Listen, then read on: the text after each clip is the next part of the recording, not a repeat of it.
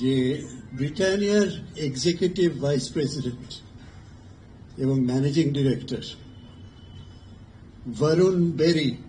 বরুণ বেরি উনি আমাকে বিদেশ থেকে এবং উনি কয়েকটি কথা বললেন।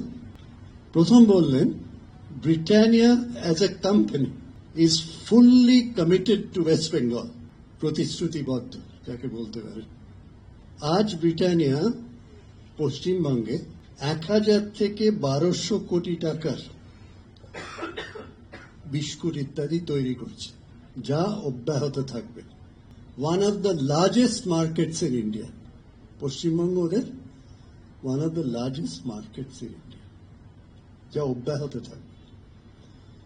তৃতীয়, we want to build Britannia business from strength to strength in West Bengal, unquote.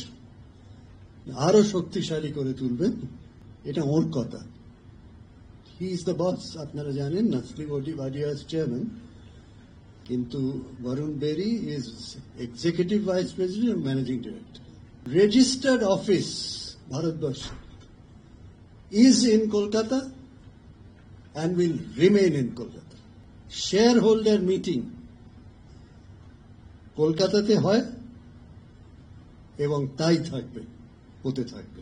ষষ্ঠ কথা, সিক্সথ পয়েন্ট, উনি এবং ওর টিম বিদেশ থেকে ফিরলে এসে পুরো টিম এসে দেখা করবে এবং আলোচনা করবে কিভাবে ব্রিটানিয়ার, যেটা যে কথাটা উনি বলেছিলেন, ব্রিটানিয়ার business they will take from strength to strength, তার জন্য কি করা যায় সরকারের সঙ্গে বসে নিজে আসবেন এবং ওর টিম নিয়ে আসবেন, উনি আলোচনা করবেন।